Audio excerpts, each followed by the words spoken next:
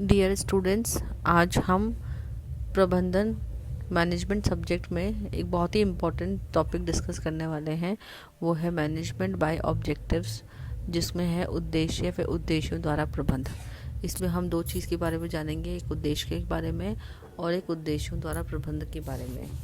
संस्था एक ऐसा तंत्र है जिसका निर्माण कुछ उद्देश्यों की प्राप्ति के लिए ही किया जाता है। तो उद्देश्य वे अंतिम परिणाम या साध्य होते हैं जहाँ तक में पहुँचने के लिए प्रबंधक संगठनात्मक प्रयत्नों को समन्वित करता होता है। इसलिए हमें ये जानना चाहिए एवं सदैव प्रश्न करते रहना चाहिए कि वह क्या करने का प्रयत्न कर रहा है, ताकि उसी प्रकार हम उसी अनुसार हम प्रबंध कर सकें।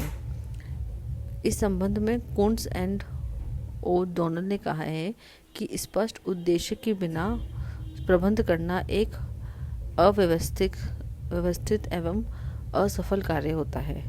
इसलिए हमें हर प्रबंधन एक किसी निश्चित उद्देश्य के साथ ही करना चाहिए। उद्देश्य की अर्थ और उसकी परिभाषाओं के बारे में जानेंगे तो उद्देश्य की उत्पत्ति प्रयोजनों से होती है, पर्पसेस से होती है।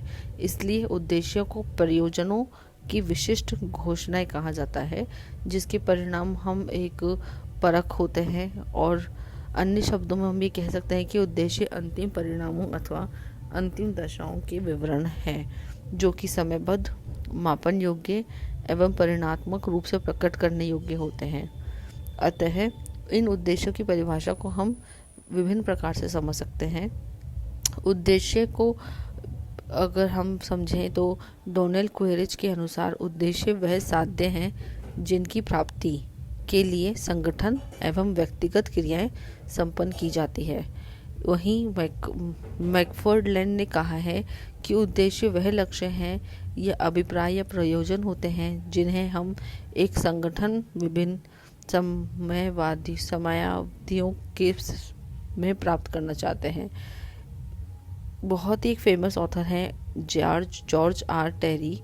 उन्होंने कहा है कि एक प्रबंधकीय उद्देश्य वे अभिप्रेरित लक्ष्य होते हैं जो निश्चित क्षेत्र निर्धारित करते हैं तथा प्रबंध के प्रयासों को दिशा देते हैं। इस प्रकार उद्देश्य वे अपेक्षित परिणाम हैं जिन्हें हम प्रबंधक निर्धारित समयावधि में प्राप्त करने के लिए प्रयत्न करते हैं। अतः ये कुछ अंतिम बिंदु में हम ये कह सकते हैं कि परिणात्मक अथवा गुणात्मक रूप में व्यक्त किए जाते हैं, जिसकी प्राप्ति के लिए संस्था का प्रत्येक सदस्य प्रयत्न करता रहता है। तो उद्देश्य के बहुत सारी विशेषताएं होती हैं, प्रकृति होती हैं। इनकी अगर हम विशेषताओं के बारे में बात करें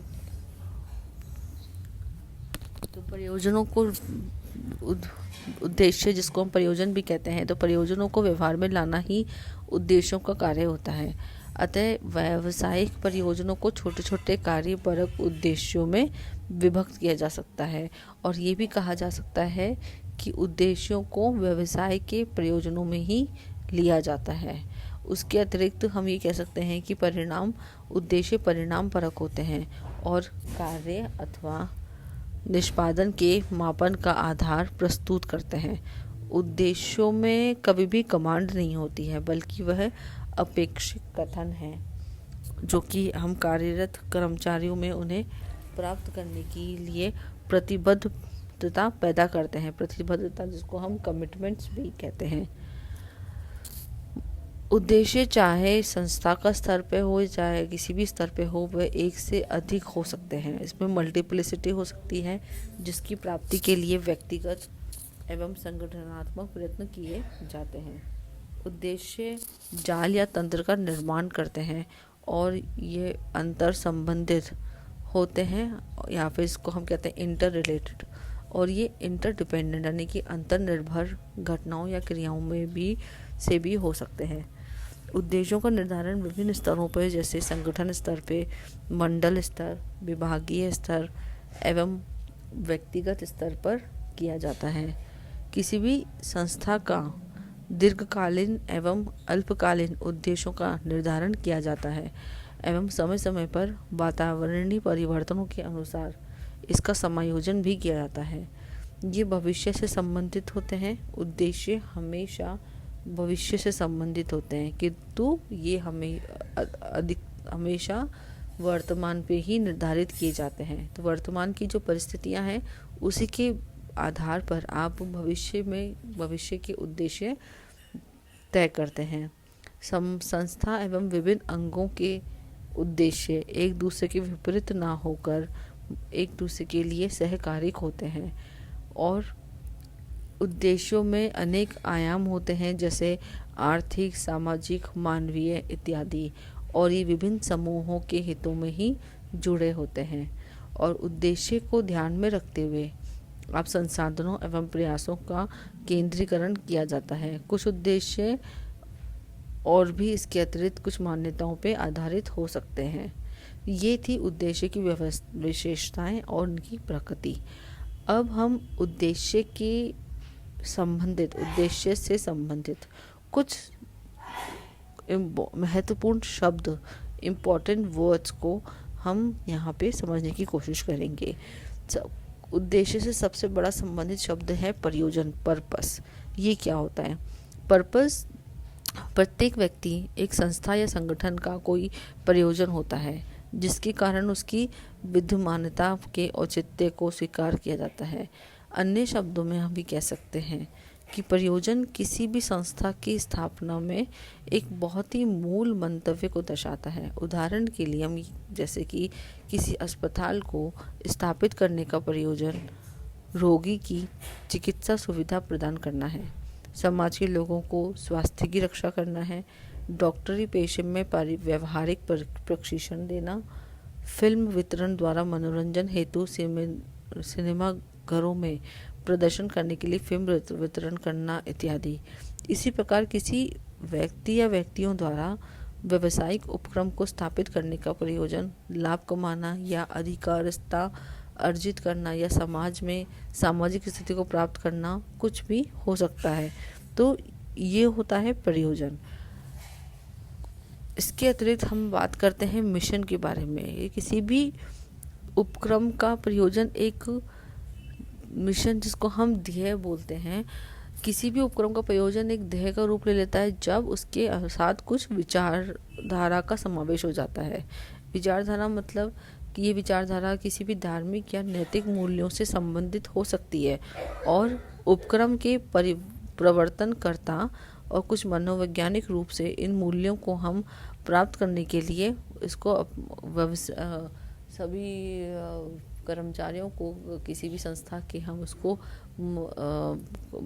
कर्मचारियों को हम किसी भी इस पर संबंधित ध्येय को प्राप्त करने के लिए प्रतिबद्ध कर सकते हैं। फिर आता है उद्देश्य। उद्देश्य एक वो चरम बिंदु है जहाँ पे कोई भी प्रबंधक या संस्था एक निश्चित समय में पहुँचना चाहती है। जैसे एक विद्यमान एक ज्ञानी ने अपनी विचारधारा में रखा। ग्लूक एंड जॉर्ज के अनुसार हम कह सकते हैं कि उद्देश्य वे लक्ष्य हैं जिन्हें एक संगठन एक अपने अस्तित्व या क्रियाओं द्वारा प्राप्त करने का प्रयास करता है। इस प्रकार उद्देश्य पे प्रयोजन में अंतर होता है। क्या अंतर होता है? प्रयोजन की तुलना में उद्देश्य अधिक विशिष्टता लिए होते हैं और इसके साथ समय अवधि भी जुड़ी होती है। इसका प्रयोजन के साथ संबंध इस रूप में होता है कि इनकी प्राप्ति से प्रयोजन को प्राप्त करने में सफलता मिल जाती है। अगला हमारा बिंदु है, मुख्य बिंदु, लक्ष्य। लक्ष्य उद्देश्यों से ही निर्धारित किए जाते हैं, इसलिए लक्ष्य को उद्देश्यों का स्थानांतरित हिस्सा कहा जा सकता है। अर्थात हम ये कह सकते हैं कि लक्ष्य योजनाओं को व्यक्तिगत कार्यों या क्रियाओं से परिवर्तन करने का मार्ग है। लक्ष्य अधिक विशिष्ट प्रकृति वाले होते हैं। क्यों?